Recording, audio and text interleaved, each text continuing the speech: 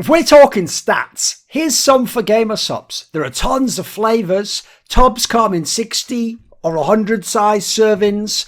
It's fucking delicious out of 10. It's got negligible percentage chemical flavour. Helps me, in terms of taste, helps me do more work than every other fucker in esports. Nerds love numbers, and Gamer Subs works great for nerds. So get some Gamer Subs. Stat. With the 10% off code, Thorin, Thorin, at gamersubs.gg. Now, stats play a big role in CSGO. Every broadcast usually features them. Analysts talk about them. Players talk about them. Fans obsess over them and use them to determine who the best player was, who the MVP is. And so, as a result, we don't hear a lot of qualitative, in terms of like eye test judgments of the players and what they did. We see a lot of stats and comparison from here to there. So just like in many sports, people love the idea of hard data and they want to draw conclusions from these or build the narratives from these. That ain't my cup of tea. Like, I personally, I prefer the eye test. That's the one I think is the best. And I think you should consider as much context as possible around every single stat that you are looking at. But it's very popular for people to let stats lead them or tell them what is happening. Now, if you think about this, I'm not a big fan of stats in general. I talked about this many years ago. I also think they should only really, in a totally different video, be conversation starters. They shouldn't decide anything. That was the point of that video. So there's a great quote. I'll repeat it again before we get into this. Stats are like a bikini. What they reveal is enticing, but what they conceal is essential. So much context that is ignored because people want the hard number to tell them who is better, mean that we actually don't get the interesting discussions that the stat could prompt, which would teach you more and tell you more and inform you more from the expert about how that player works, how his team works, how the system works, what opponent was it a good map for them, was he low health, like a million factors that would help you. So let's explore, let's take apart some assumptions you might have about some very famous stats on websites like HLTV.org, and I'll show you how fragile and easily broken apart and diminished these different filters, and I'm talking very broad ones that people tend to use, are. So HLTV rating and the metrics on their website, fuck knows how reasonable that rating is. I've never known what the deal with that rating is because I didn't design it. So I have no idea how competent the person who made that is, how much they weighted certain factors. I might completely disagree with something like survival. I might say it doesn't matter as much if if someone wins around or still or whatever. And also that's role-based. Like, there's all sorts of things. We don't know. We didn't make the formula, but you just trust that guy from Serbia did, so he knows everything, does he? Did he have contact with God? Does he just know everything about the game? I've never understood why people just worship the website. Remember, a computer didn't design that system. Someone designed the computer system. I hope you understand that. So I personally prefer simple stats and then I use the eye test for the rest, or I tunnel in on extra context. So I like kill death differential, or depending on your role, relative to your role and how your role's played within your team, how high is the KPR, kills per round, how low are the deaths per hour. Like if you're a guy who's a super aggressive entry tech player with a pretty high KPR, it's crazy if you have a really, really low deaths per round. How are you doing that? Ton of eye test has to come in to answer these questions though, right? I don't just look at the number and say he must be better. Even then, you got to factor in things like, what teammates does he have? How do they play with him? Do they help him? Do they hurt him? All sorts of factors. Is he providing extra value for them in this particular case? Like an obvious example would be the stats of someone like MSL. For so many of the years, his T-side stats are going to be shit because not only is he calling the strat, but he's doing an execute, a set strat, and he's going in first to be the bait so that his second entry can look godlike. And they all pretty much had almost career stats. AZ, Kirby, fucking Config.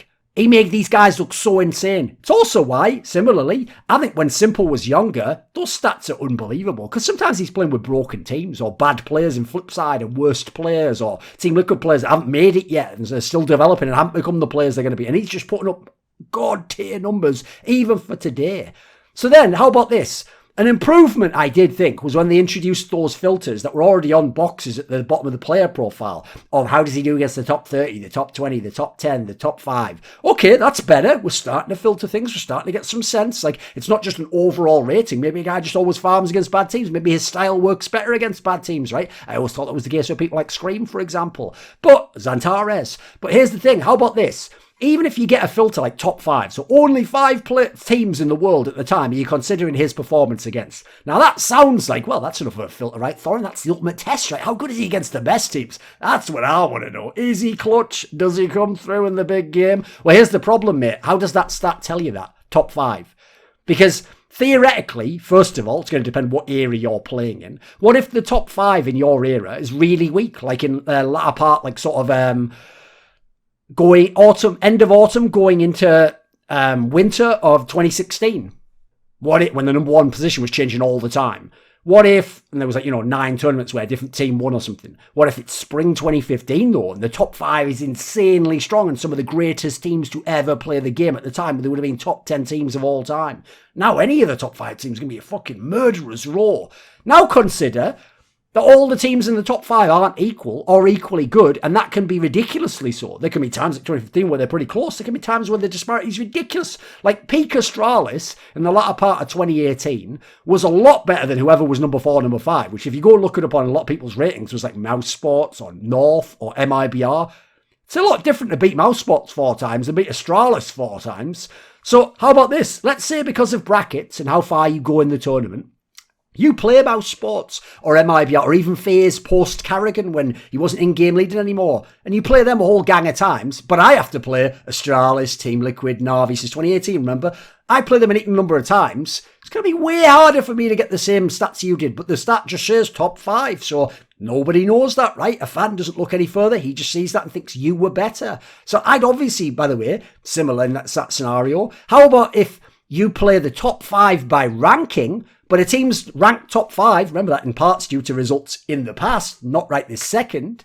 But for example, in FaZe Clan, Olaf Meister just left the team, Key Piece has just gone, or the team's actually on its way dropping down from top 5, and next week they'll be all 11th or something, they'll drop like a motherfucker. They're not a team that's just entered or rising or maintaining top 5, so again, top 5 means something different. How about in terms of kills and what the impact on rest is and performance? How about role dependency? Obviously, each role's different, right? So if an entry dies a lot, but also frags a ton, he might actually be incredibly valuable for his team in a way that I play with a way better plus-minus differential and better overall ADR and stuff, but who's like a mid-round follow-up like coldzera is. It's possible because he's going to die way less. Like he's facing lower health opponents at that point in the round. He might know where they are. He's had space created for him. He's already maybe covered the flag or had someone cover the flag, so you don't have to worry about someone coming behind him. He can just kind of isolate a target. There's all sorts of factors there. Meanwhile, you talk about people like Config and especially years and years ago, Dupree. These are players where sometimes the stats are very misleading and they might have actually dominated the game from their position and made possible a lot of the kills of the people who are coming in. The Magisks, the Cajun Bees, the devices of the world coming after them. And then how about in terms of weapons? Is an AWP kill absolutely equal to an AK kill? Now, it is in the HLTV system, and it is when fans just use kills or use kill-based stats or damage-based stats. But an AWP's more expensive than an AK. So how does that work? Like, is it an AK kill sort of better in that regard, worth more in the sense that an AK kill is cheaper to get? But then again, one bullet from an AWP, it could be easier to get if you're a very good AWPer. Then also, what role do you play, right? Like, think about this. If you have the AWP, sometimes getting one kill might mean you actually took over the whole round because you might have got a kill locked off that area so they're scared to come. You might have killed the entry instantly when he came so you don't even take any damage, you don't have to pull back. They might not be able to get off any utility, or you might force utility like Delpan did back in 1.6 on CT side. There's all sorts of impact you're having that a guy just holding the same angle on CT side with M4A4, he's not getting that. He's not doing those same things necessarily, but his kill count's the same as yours. Does it? Then how about players who in their team give up guns to their teammates when they had the money to buy a gun? Okay. I mean, there's even been star players like Simple, famously in Na'Vi, sometimes would have the Deagle and Edward would have the AK. Then, obviously, the classic one for that is in-game leaders. What about the players, a lot of the in-game leaders did it, who are sacrificial lambs for their team?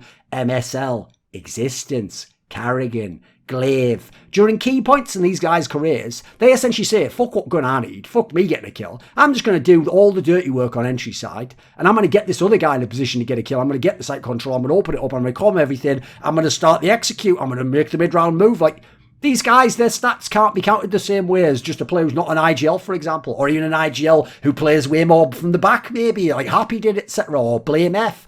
I mean, blame off not entirely, but yeah, you see it's totally different how those players play. How about team strength? It's harder to get a lot of kills if you're Nico on Mouse Sports, as Fallen does the same year on Luminosity/SK. Fallen has Fur to entry and put the fear of God into them. He has Taco either also as an entry, Sacrificial Lamb, or covering the flag. He has Cold Area as his follow-up, so he also can be a bit more reckless when he peaks. He has FNX watching an angle smartly, knowing he'll win the clutch afterwards. If you're Nico, you have Dennis, Spiddy, Chris J, and Nex. 0-star players there, by the way, in terms of how they were performing as top teams. And everyone knows, including your opponent, you're going to have to do it all. And that they even know kind of where you're going to come in the round. And you're going to have to hit those shots and play perfectly, as sometimes he would do on certain rounds. Then how about this? Which kills did you get? That's my question. Did you get the really important hard kill, or did you get a very easy kill? Because I always rated, as a result, players like KNG, Config, way above whatever their raw stats page said, because I saw the impact that they have and the kind of crazy style that they have that just punches the opponent in the face and intimidates them. That's like a factor, an intangible that you can't calculate with a stat. Similarly, someone like Simple, even Ziwu as well, they get impossible kills. Like, they don't just get 2 kills for them could be the hardest possible kills that no one could get, as opposed to 2 kills for a guy just stepping out and shooting 2 people in the back when they're flashed, right? Then a classic one for the stats page on HLTV.org is to go to the events filter, right? You click on events and it says, oh, they did all the events, right? And yeah, maybe you click LAN. Okay, we've got LAN, so you click it year, right? First of all, if it's NA or EU, it's already going to be very difficult to contrast, right? Because EU is practically always more stacked, but then how many of those teams attended the tournament? And did some of them go out early in the tournament before they played the top team? All these things are going to affect how good your stats are. Then, how about in the modern day in online CS recently with the RMRs? The EU RMR didn't have that many elite contenders because the CIS has most of the top elite teams in the world right now, so they had more in their tournament. So in theory, the EU tournament was easier at that point in time. You can potentially farm lesser players if you're in a smaller, worse region, a tournament where maybe you have 2 great, real rival opponents and you don't face them, or they get beaten by underdog squads. How about treating an event as a whole? So, okay, there's a problem right there, because it's an overall value, and you saw they perform the role. Yeah, listen, performance against everyone counts, but does it all count equally? Depends, right? Because if I dominate bad teams in the group, is that of the same value as in the playoffs? Depends who my teammates are, by the way, because maybe in the playoffs, I'm playing a way better team, but in the groups, I've got teams I can have a chance against. But then again, if I'm on the best team, and I only dominate in the groups, and I'm not as good in the playoffs, there's an issue there, right? I might do device back in 2014 or 2015 at times. Also, there isn't a filter I've noticed on that event thing for like quarterfinals, semi-finals, or semi-finals and on. That would be great, right? A la the opponents filter of top 20, top 30, top 10. At the same time, though, if you have a big series in the last series of the tournament or the winning series, but that was the only big series you had, you're going to stick in people's minds as what an amazing play, you did so well. But what if there's a guy who had a bad team and he's wrecked the whole group stage like Nico used to, but he could never have gotten that much further, and his stats are going to take it because his teammates aren't as good potentially. That player might be better no matter what the stats say. Then how about when you have super harsh criticism of a player who fails in the final, doesn't live up to the billing, but he hard carried the semi and he's the reason his team was in the final. Maybe they shouldn't even have been there. Well, if he's a better player, this is crazy. What if his team had lost in the semi-final narrowly and he had the exact same performance, but they lost, so he never got to have the finals performance and underperform? Well, in HLTV's case, when they're doing like MVPs and stuff, it would actually punish you more for having the bad stats in the final, right? That would fuck you in some ways. Whereas actually, like this scenario, if the 2 finals teams don't have very impressive stats splits, maybe you could even win from the semi-final. It's not impossible, right? Then how about Simple in majors as a classic example of what I just said? He would be the best player in most of those matches, but then he carried his teams 2 times to finals they had no business being in. He almost carried them 2 more times, by the way, in terms of Team Liquid and then Na'Vi. And when he got to those finals, he faced SK Gaming in their prime and Astralis in their prime, 2 of the best teams to ever play the game. So because he looked bad against them in the finals he had no business being in, he actually fucked himself in his stats, whereas if he'd just carried the fuck out the semis, he might have had by far the best stats of the tournament and might even just been considered like, wow, imagine if he'd have played the fact. Well, you'd have known now he wouldn't do it, but can't know that, right? Clutches. When it's like, the clutch one. The way these are calculated on this site, I think it's fucking terrible. I don't claim to be a stats expert. These are things that as a layman I've looked at and thought through. Like, I think they're semi-worthless the way the clutches are, because the sample size is so small, so tiny variables affect it massively. Like, for example, I've heard that the way it's calculated, because a human doesn't do it with their eyes, you don't find one where it's like, here's sort of like an even health scenario, like even guns, like they don't necessarily know every piece of information about each other, and they go to a straight 1v1, and then who wins the 1v1, who won the clutch, right? You can have scenarios where you can win a 1v1 that started as a 2v1 for you. The opponent might have less health. Your teammate might get killed by the opponent, but in doing so, he's on a different part of the bomb spot. He comes where he is, and you just shoot the guy in the side, and he's dead. He never even got a chance to shoot you. You've just won a 1v1. Congrats, you are clutch. Are you? I mean, wouldn't most players get it in that scenario? That's way different to an old school shocks. Like, you're in an amazing 1v1 where you rotate off the other side. You don't really have any clue where the guy is. You mind game him. You shoot him with perfect pixel, perfect aim. That's a totally different clutch, but all counts as one clutch. How about when the guy has low health versus high health? How about armor versus no armor? How about, because it's a small sample size, gun disadvantage? He has a pistol, you have a AK. They all just count as one clutch, right? These stats need to be way more advanced before we can get anywhere close to ranking people off some of these or really taking anything home from them. It reminds me of the bullshit where people say that like Kobe or Peyton Manning weren't clutch. It's like, if you actually watch with your eyes, Kobe is unbelievable at hitting clutch buzzer beaters, like shots when the team's behind or they need a bucket. Peyton Manning has had so many games where not only did fourth quarter comebacks, but so many games where he got his team in a winning position on the last drive, or he tied the game, and then his defense just fucked the game while he wasn't even on the field and he lost. What does that mean? He's not clutch? Didn't he do everything he could and then they just lost the game? So then there's the opening kills one. I hate this one because everyone sees opening kills and thinks entry frags. But they forget, like, this needs to be side related only. And I think, quite frankly, it's not even that interesting unless you use entry attempts, as I noticed Pimp started to actually sort of do on the broadcast. He brought in an interesting element in that regard. Also, Sponge. Because what happens if there are, like, 2 kills at once, for example, in a CT pushes out and just kills 2 people at once? Why does one of those people die and become an entry kill, but then the other one might even have doubled them? That's not an entry kill. That's somehow not the same.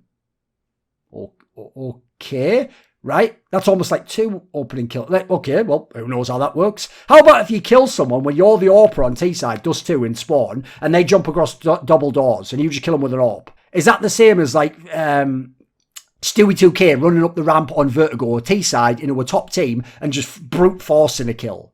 No, it isn't. Now, it's hard to tell what the value of that is. We can argue all day, but the point is they're different, right? They're fundamentally different. And so as a result, like a CT side push from Art or Get Right, that opening kill is so different to the Stewie 2K one or the AWPer killing someone from spawn, Guardian or whatever, simple. Even then, what about if I get a kill as the lurker or against the CT rotation, and I'm not the entry in any way, but I have now a bunch of entry kills? Because people use this stat, let's be real, as an entry fragger stat or an aggression marker. That's what they think it counts for.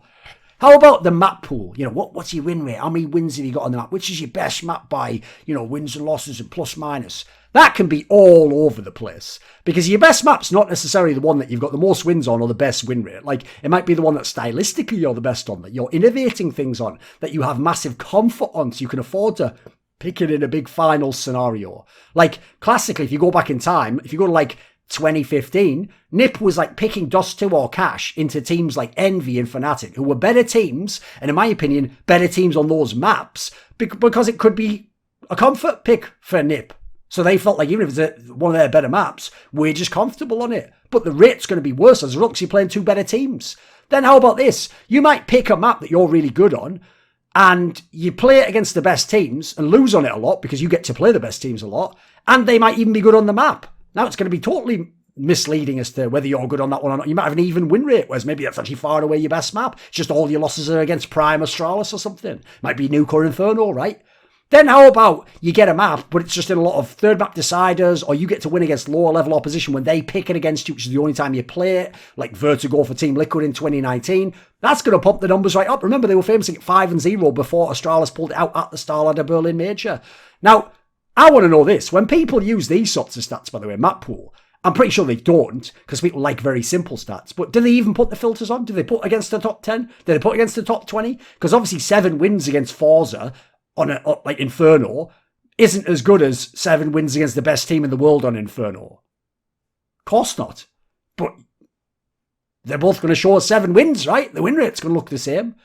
So to me, stats tell you less and less when you add in more and more context. All they do is ask questions, which you're going to need to use your brain and context to answer anyway. Stats are leading people by the nose, as opposed to the other way around, pointing in a direction and you go in that direction and don't use the stats to figure it out. So keep the conclusions loose.